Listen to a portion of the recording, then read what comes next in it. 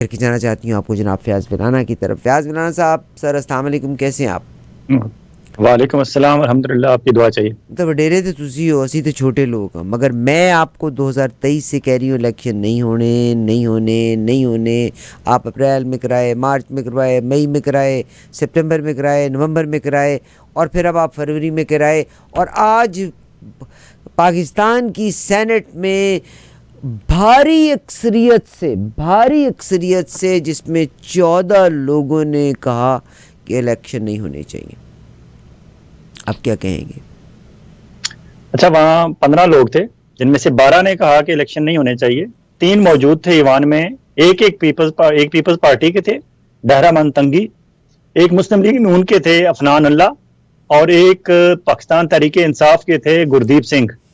इन तीनों ने मुखालफत की। अफनान उल्लाह बाकायदा बोले, स्पीच की, उन्होंने चिल्लाए, उन्होंने कहा, रेजिस्ट किया जितना वो अकेला एक बंदा कर सकता था, मुस्लिम लीग नून वाले। और उनके हक में साथ गुरदीप उन्हें सपोर्ट कर रहे थे, गुरदीप बोलते रहे। बहरामंद तंगी जो पीपल्स पार्टी वाले थे, वो खामोश रहे, वो ना बोले, ना उन्होंने एहतजाज किया, ना उन्होंने नो कहा, उन्होंने कुछ नहीं कहा। और उन्हें इसी तनाजर में पाकिस्तान पीपल्स पार्टी के सेक्रेटरी जनरल नैयर बुखारी के दस्तखतों से एक अभी नोटिस जारी हो गया है कि आप अपनी पोजीशन वाजे करें कि आप वहां ईवान में कैसे गए, और वहां अगर चले गए और आपके सामने यह करारदाद पेश हो रही थी कि इलेक्शन अभी मुलतवी किए जाएं, तो आपने वहां बोले क्यों नहीं, और आपने इसे रोका क्यों नहीं, और आपने नो क्यों नहीं कहा। जो वो कहते हैं मैंने नो कहा है, लेकिन शायद सुना नहीं गया। लेकिन 3 बंदे अगर नो कह भी दें वर्सेस 12, तो करारदाद तो पास हो गई। लेकिन बात यह है कि उसका सारा तनाजर, जिस तरह अभी हामिद मीर ने अपने टेलीविजन चैनल पर जाकर बताया है कि किस तरह वो बैठे हुए थे चेयरमैन सेनेट के कमरे में, सादिक संजरानी साहब के कमरे में, और वहां और भी 10-12 सेनेटर्स थे, और वहां सारे ये बात कर रहे थे कि इलेक्शन हो रहा है और हम इलेक्शन लड़ रहे हैं। और सादिक संजरानी खुद बलूचिस्तान के एक सूबाई असेंबली के हल्के से इलेक्शन लड़ रहे हैं, और वो चीफ मिनिस्टर बलूचिस्तान बनना चाहते हैं। और उन्होंने खुद बताया वहां लोगों को कि हम 35 बलूचिस्तान के असेंबली के हल्कों से, हम बलूचिस्तान अवामी पार्टी वाले, जो उनके हम ख्याल, ज़ाहिर है हर पार्टी के अंदर भी कोई ग्रुप होता है, तो उनका हम ख्याल ग्रुप जो है बलूचिस्तान अवामी पार्टी का, वो 35 हल्कों से इलेक्शन लड़ रहे हैं। और वो बड़े पुर उम्मीद थे कि वो चीफ मिनिस्टर बलूचिस्तान इस दफा बन जाएंगे। वो चेयरमैन सेनेट से अब उकता चुके हैं। यहाँ काफी जो उनकी जिम्मेदारी थी, जो उनकी ड्यूटी लगाई थी लगाने वालों ने, वो शायद समझते हैं वो पूरी हो गई है। अब उनका अगला टारगेट जो है वो बलूचिस्तान में जाके हुकूमत संभालना है। वहां सारे ये बता रहे थे कि मेरे कागज हो गए अप्रूव, कोई कह रहा था मेरे नहीं हुए, मैं इलेक्शन ट्रिब्यूनल में जा रहा हूँ, कोई कह रहा था मैं इलेक्शन ट्रिब्यूनल से भी रिजेक्ट हो गए हैं, मैं हाई कोर्ट में जा रहा हूँ, मैं सुप्रीम कोर्ट तक जाऊंगा, ये बातें हो रही थी। और फिर अचानक अहमद मीर बताते हैं कि वहां से सेनेटर्स खिसकना शुरू हो गए, और एक बंदा आया, और वो बंदा सादिक संजरानी साहब के कान में उसने कोई बात की, और सादिक संजरानी साहब उसके साथ बाहर गए, बाहर जाके उन्होंने बात की, और फिर सादिक संजरानी साहब वहां से गायब हो गए। और वो बताते हैं कि हमारे वहां बैठे बैठे 5-7 मिनट में ही ये पता चला कि सेनेटर्स को मैसेजेस आना शुरू हो गए हैं कि हाउस में पहुंचे। और इन्होंने कहा कि क्यों भाई, किधर जा रहे हो सारे? तो उन्होंने कहा जी कि इजलास दोबारा शुरू हो रहा है। हालांकि इजलास दिन को 1 बजे खत्म हो चुका था। फ्राइडे वाले दिन वहां पार्लियामेंट हाउस में नमाज होती है, और बहुत सारे हमारे जर्नलिस्ट भी फ्राइडे वाले दिन और कहीं ना जाएं तो वो पार्लियामेंट हाउस में जाके नमाज पढ़ लेते हैं। स्पेशली कुछ अरसे जब से वहां पाकिस्तान में हालात इस तरह हुए थे, तो safest place to go and go for the जुमा प्रेयर, हमारे इस्लामाबाद के जर्नलिस्ट भी कहते थे कि पार्लियामेंट हाउस में जाके पढ़ेंगे। और वहां फिर ये है, मौलाना फजल रहमान और कुछ लोगों की बाकायदा रूटीन है कि वो जुम्मा वहां पढ़ते हैं। तो मुलाकात भी हो जाती थी जर्नलिस्टों की पॉलिटिशियन से, कोई ना कोई खबर निकल आती थी वहां से। तो वो बताते हैं कि इजलास जुम्मे की नमाज से पहले खत्म हो चुका था।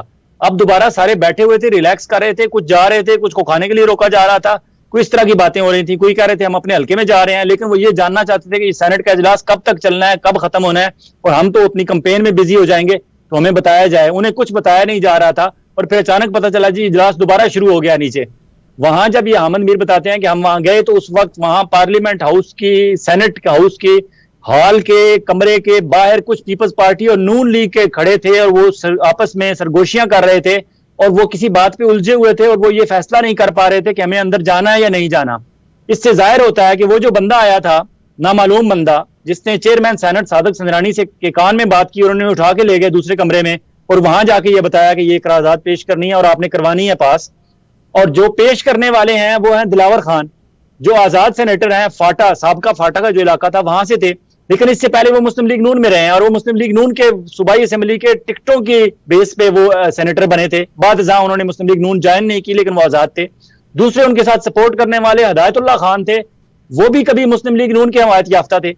तो एक शुबा ये भी जाहिर किया जा रहा है कि ये मियां नवाज शरीफ साहब भाग चुके हैं इलेक्शन से, और मियां नवाज शरीफ साहब नहीं चाहते कि इलेक्शन हो, और वो ये चाहते हैं कि इलेक्शन आगे किया जाए 4-6 महीने, ताकि कुछ हालात बेहतर हों। और पीटीआई को जिस तरह इमरान खान काबू में नहीं आ रहे, कोई और तरीका, प्लान बी, सी, डी, ई, एफ, जी, एच, जेड तक कोई प्लान तजर्बा और किया जाए कि शायद इमरान खान और पीटीआई काबू में आ जाए, तो फिर हम मैदान में उतरेंगे। तो ये अफनान उल्लाह ने, जहां अंदर मुस्लिम लीग नून के बंदे ने जाके इतराज किया या जो भी तकरीर की, वो कहते हैं ये सिर्फ एक जो है वो आई वाश था, एक्चुअली ये खुद नहीं चाहते मुस्लिम लीग नून वाले। लेकिन अगर ऐसी बात नहीं है तो ये करारदाद पेश होने के बाद जब पूरा एक हंगामा बरपा है पूरी दुनिया में, जितने भी पाकिस्तान से मुतल्लिक सियासी मुबसरीन हैं वो इस पे बात कर रहे हैं कि ये क्या हो गया, क्योंकि यहाँ बात करारदाद पे नहीं रुकी। करारदाद पास हुई, करारदाद पास होने के बाद बाकायदा उसका नोटिफिकेशन जारी हुआ चेयरमैन सेनेट के कमरे से कि आज ये करारदाद पास हुई है, और सेनेट ने यह करारदाद पास की है कि इलेक्शन आगे कर दिए जाएं। उसमें मेंशन नहीं किया गया, लेकिन जो लोग मिले हैं उससे, हदायतुल्लाह खान से और दिलावर खान से, जो करारदाद पेश करने वाले हैं, वो कहते हैं हमारे ज़हन में ये है कि 5-6 महीने आगे किया जाए, क्योंकि थ्रेट्स हैं मुख्तलिफ सियासतदानों को, और सर्दी बहुत है हमारे शुमाली इलाका जात में, और ये इलेक्शन इस वक्त नहीं कराए जाएं, आगे कराए जाएं। 5-6 महीने का टाइम उनके ज़हन में है, लेकिन उसमें मेंशन नहीं किया गया। नोटिफिकेशन जारी हुआ है करारदाद पास होने का सेनेट से, और वो नोटिफिकेशन की कॉपी सदर पाकिस्तान को भेज दी गई है, वज़ीर-ए-आज़म, निगरान वज़ीर-ए-आज़म अनवारुल्लाह काकड़ साहब को भेज दी गई है। हालांकि ये कैसे हो सकता है कि वो उनको पहले नहीं बताया गया होगा, उनको सब पता है। और तीसरी कॉपी भेजी गई है चीफ इलेक्शन कमिश्नर साहब को। अब चीफ इलेक्शन कमिश्नर ने वहां इजलास किया है और बताया जाता है कि वो ये प्लान कर रहे हैं कि वो सुप्रीम कोर्ट में जाएंगे अब, और सुप्रीम कोर्ट से राय लेंगे, क्योंकि इससे पहले सुप्रीम कोर्ट ने जब कहा था चीफ जस्टिस ऑफ पाकिस्तान काजी फायज ईसा साहब ने कि इलेक्शन तो होंगे, ये पत्थर पर लकीर है। और उन्होंने ये भी, आपको याद होगा, उन्होंने कहा था कि लोग अपनी बीवी से इलेक्शन होने या ना होने पे बात कर सकते हैं, टीवी पे बात नहीं कर सकते। और अब काजी साहब का भी इम्तिहान है कि वो ये बताएं कि क्या वाकई ये पत्थर पे लकीर जो आपने कहा था, आप साबित भी कर सकते हैं ये पत्थर पे लकीर है या नहीं है। उन्हें वो करैक्टर अपना शो करना पड़ेगा जो chief justice Peshawar high court justice Ibrahim Khan ने गुज़श्ता रोज किया, जब उन्होंने जरताज गुल को कहा कि मैं तुम्हें जमानत दे रहा हूं और आप मेरी बेटी हो। मैं देखता हूं कि पूरे केपीके में कोई पुलिस वाला आपको हाथ भी लगाता है, अगर किसी ने आपको अब दोबारा अरेस्ट करने की कोशिश की तो फिर मैं जानूं और आईजी पुलिस केपीके जाने। इस तरह का अगर मौकफ अपनाएंगे चीफ जस्टिस ऑफ पाकिस्तान काजी फायज ईसा, फिर तो ये सारी करारदादें, ये सारे ड्रामे ये फेल हो जाएंगे। लेकिन इम्तिहान काजी फायज ईसा साहब का भी है कि क्या वो भी इस सारे ड्रामे में कहीं, वो भी कहीं अंदर से उन्होंने भी कहीं हाथ मिलाए हुए तो नहीं है इन सब लोगों के साथ जो इलेक्शन मुलतवी कराना चाहते हैं। एक बात। अब दूसरी तरफ इम्तिहान हमारी पॉलिटिकल पार्टीज का भी है कि फॉर एग्जाम्पल अगर आज एक करारदाद ऐसे अचानक आ गई थी और बलूचिस्तान अवामी पार्टी के लोग और आजाद लोग, उनकी मदद से ये 12 लोग वहां इकट्ठे हुए और उन्होंने ये करारदाद पेश की कि इजलास पाकिस्तान के इंतखाबात मुलतवी किए जाएं। अगर वहां पीपल्स पार्टी, पाकिस्तान मुस्लिम लीग और पाकिस्तान तहरीक इंसाफ के तीनों मौजूद सेनेटर्स ये कहते हैं कि हमने मुखालफत की है, और अगर ये तीनों पार्टीज चाहती हैं कि इलेक्शन हो और ये तीनों पार्टीज इस साजिश में मुलव्वस नहीं है, तो उन्हें चाहिए कि कल प्रेस कॉन्फ्रेंस करें, तीनों पार्टीज इकट्ठी बैठें और बताएं कि हम एक पेज पे हैं। फिर वो जो नामालूम अफराद हैं जो चेयरमैन सेनेट के कानून में आके सरगोशी करते हैं और करारदाद पेश हो जाती है 5-7 मिनट में, उन नामालूम अफराद को भी पता चल जाए कि अब जो है सूरत हाल बदल चुकी है। पाकिस्तान की मेन स्ट्रीम पोलिटिकल पार्टीज जो हैं वो हमारे सामने आके खड़े हो गई हैं। अब बलूचिस्तान अवामी पार्टी के लोग या आजाद सेनेटर्स जो हैं वो आपको नहीं बचा सकते, और चीफ इलेक्शन कमिश्नर भी नहीं बचा सकते। और फिर बाल जब जाएगी चीफ जस्टिस ऑफ पाकिस्तान की कोर्ट में, तो फिर वहां से काजी फायज ईसा साहब का इम्तिहान शुरू होगा कि वो क्या करते हैं। तो देखिए आइंदा आने दो चार दिनों में, आने वाले दिनों में सूरत हाल मजीद दिलचस्प होने वाली है। जी बहुत शुक्रिया। और फैज़ विलाना साहब, क्या लगता है आपको कि जो इकोनॉमिस्ट को आज मुर्तज़ा सोलंकी साहब ने कहा है, इमरान खान साहब का जो पेपर छपा है, और उन्होंने कहा है कि कैसे इकोनॉमिस्ट एक शख्स जो जेल में है, यानी अब किस अताब का निशाना बनेगा। और ये तो वही बात है, कहते तो बोलते तो बहुत कुछ है, आज तक ये डिलीवर तो कुछ भी ना कर सके, तो what can they do for economist. हमने कल इस इकोनॉमिस्ट के आर्टिकल के कल जिक्र किया था अपने प्रोग्राम में, और आपको उसी वक्त हमने बता दिया था कि इस पे इतराज होगा लेकिन कोई इतराज कर नहीं सकता। जिस तरह आपके सिग्नेचर मैं कर दूं और वो सिग्नेचर कहीं पेश हों और आपसे पूछा जाए कि आपके सिग्नेचर हैं और आपने मुझे इजाजत दी हो सिग्नेचर करने की, और मैंने आपके बिहाफ पे सिग्नेचर कर दिए हो कहीं, और आप कोर्ट में जाके कह दें कि हाँ ये मैंने किए हैं, तो कोई बंदा एतराज नहीं करता, बेशक वो टोटली रॉन्ग हो आपके सिग्नेचर। आप उर्दू में सिग्नेचर करती हूँ, मैं इंग्लिश में कर दूं, अरबी में कर दूं, किसी और लैंग्वेज में कर दूं, और उनका आपके जो जेन्युइन सिग्नेचर्स हैं उनसे कोई मिलना उनसे मिलते ना हो, लेकिन आप एतराज ना करें तो कोई एतराज नहीं कर सकता। इसी तरह जो आर्टिकल है इमरान खान का, अगर इमरान खान उस आर्टिकल पे एतराज ना करे तो कोई दुनिया की ताकत उस पर एतराज नहीं कर सकती कि ये इमरान खान ने नहीं लिखा, किसी और ने लिखा है। अब मुर्तजा सोलंकी साहब का जो ये बयान है, ये मुर्तजा सोलंकी साहब खामखा हवा में जो है वो टामक टोइयां मार रहे हैं।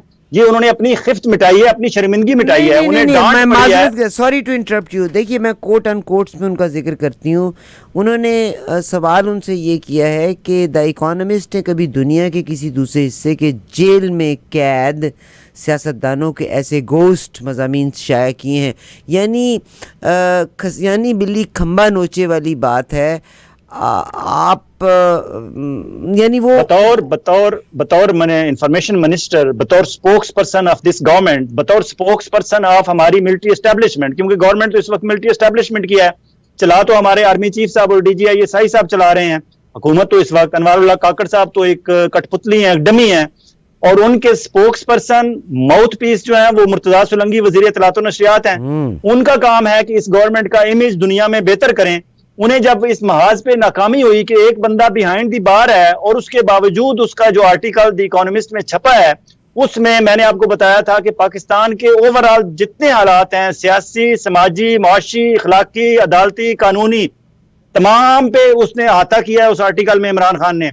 वहां जो इमेज पाकिस्तान का बना है, वहां जो जिस तरह की डांट पड़ी होगी हमारे पिंडी बॉयज की तरफ से मुर्तजा सोलंकी साहब को, तो आपने बिल्कुल सही कहा कि ये सियानी बिल्ली खंबा नोचे, मुर्तजा सोलंकी साहब का बोलना बनता नहीं है। हाँ, मुर्तजा सोलंकी साहब के पास कोई इसके अगेंस्ट, इस आर्टिकल के अगेंस्ट कोई दलाइल हैं तो एक आर्टिकल लिखें और वो भी छपवाएं। वो सिर्फ इकोनॉमिस्ट में न छपवाएं बल्कि दुनिया भर के तमाम अखबारात में, तमाम मैगजीन्स में छपवाएं। बेशक पैसे दे के छपवाएं अगर छपवा सकते हैं तो, क्योंकि उनके पास तो कौमी खजाना भी उनके हाथ में है।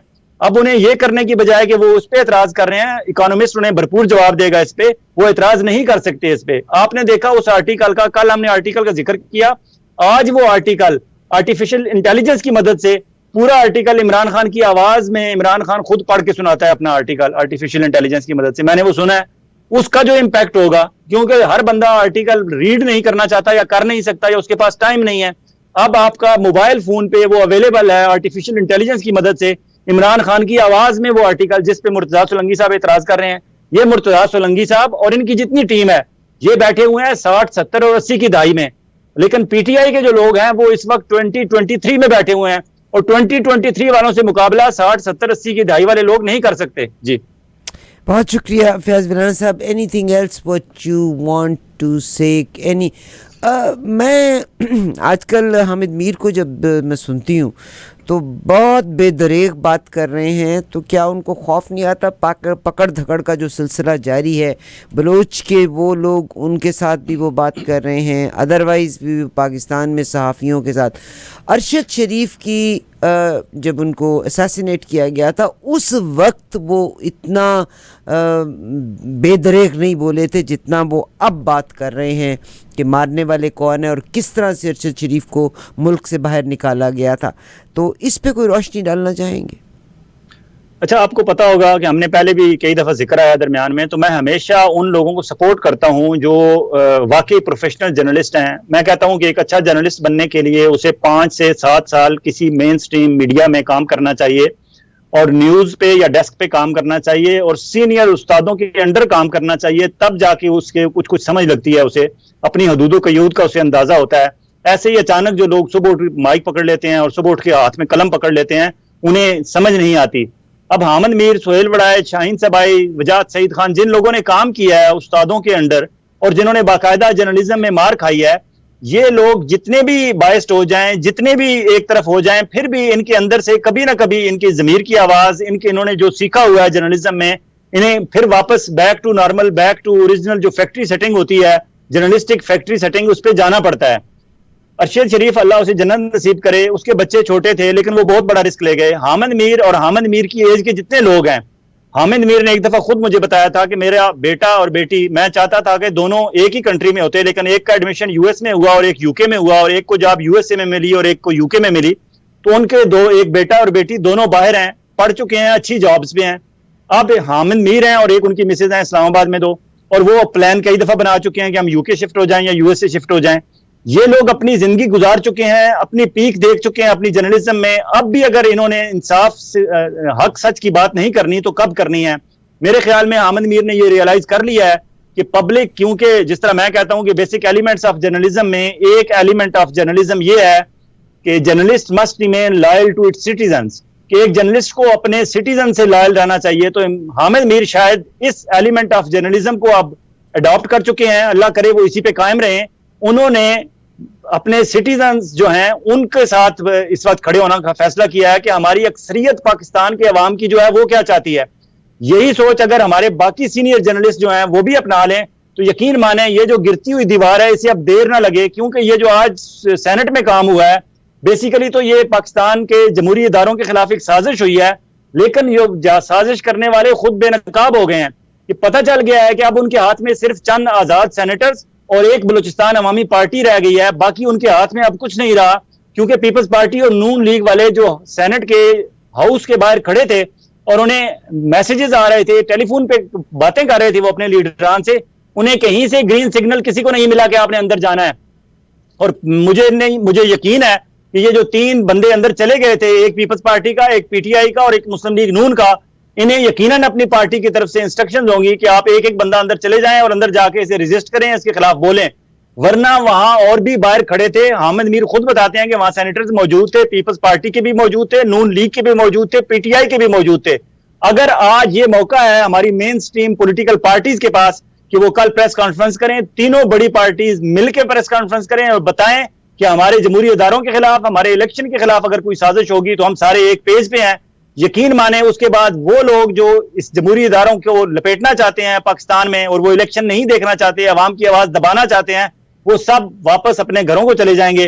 और फिर ये सादिक सिंधरानी और सादिक सिंधरानी जैसे जो बलूचिस्तान अवामी पार्टी के लोग हैं उन्हें भी अपना घर जो है दरवाजा नजर आ जाएगा, उन्हें भी वापस पब्लिक के पास जाना है। क्योंकि इलेक्शन आज हो या 6 महीने बाद हो, वोट लेने तो आपने पब्लिक के पास जाना है। पब्लिक आपसे पूछेगी कि आप तो वही हैं जब आपने 6 महीने पहले हमारा राइट हमारे हाथ से छीन लिया था, अब दोबारा आप हमसे वोट मांगने आए हैं। जी बहुत शुक्रिया। मैं आपको 1 मिनट दूंगी एक सवाल के जवाब। मैं कभी अमेरिका की तरफ देखती हूँ और उसके बाद मैं पाकिस्तान की तरफ देखती हूँ। जो बाइडन के आने पे बहुत से लोग बहुत खुश भी थे। मैं जो आज प्रेसिडेंट ट्रंप के बारे में था कि डेमोक्रेट्स ने अब ट्रंप के ऊपर एक और नया इल्ज़ाम लगाया है कि बैरूनी मुल्कों से इन्होंने अपनी कंपनियों के लिए पैसा हासिल किया, जिसमें डोनाल्ड ट्रंप की जो कंपनी है उन्होंने इनकार किया। सेम इमरान खान पे, यानी अगर उन्होंने हस्पताल बनाए थे तो उस हस्पतालों में कैंसर का अपना इलाज तो नहीं कराना था, आम आवाम का होना था। अभी उनके कराची के हस्पताल को फंडिंग यानी पैसा इकट्ठा करने की मुहिम, हालांकि डॉक्टर्स ने जाना था, इलाज करना था, मशीनें आनी थी, आम आदमी को बेनिफिट मिलना था, पाबंदी लग गई है। तो ये क्या आपको, मुझे लगता है एग्जैक्टली जो पाकिस्तान में इमरान खान से हो रहा है exactly same is happening to Donald Trump. Few minutes to लेकिन आप देखें ना कि डोनाल्ड ट्रंप को जितना दबाया जा रहा है, जितने सर्वेज आ रहे हैं, जितने पोल्स हो रहे हैं वो डोनाल्ड ट्रंप के हक में जा रहे हैं। तो इस तरह आवाज दबाने से तो नहीं दबती, बल्कि आवाज और उभरती है। एक ही है, दोनों तरफ दबाया, यहाँ भी जा रहा है दबाया, ग्राफ यहाँ भी ऊपर है, ग्राफ वहाँ भी ऊपर है। तो इस पे मैं आपका एनालिसिस चाह रही थी। नहीं बिल्कुल वही बात कि ये जनरल वो जो कहते हैं ना कि फोक विजडम, जो पब्लिक की पीपल्स विजडम होती है वही फाइनली होती है। और वो कहते हैं सैनिटी प्रिवेल। वो इसीलिए कहते हैं कि आखिरी हतमी जीत तो अवाम की ही होनी है। हाँ, दरमियान में अगर किसी ने कोई 4 दिन फायदा उठाना है और मजीद कालक अपने मुंह पे मलनी है तो वो मल लें, बस यही हो रहा है और कुछ नहीं। बहुत शुक्रिया सर, जनाब फयाज विलाना साहब को बहुत शुक्रिया, क्योंकि आज की भी इम्पोर्टेंट खबर थी and I thought let me ask him because of course he prepares अपना पूरे का पूरा सब्जेक्ट को उन्होंने प्रिपेयर किया होता है। Thank you very much sir, thank you very much Fayaz विलाना।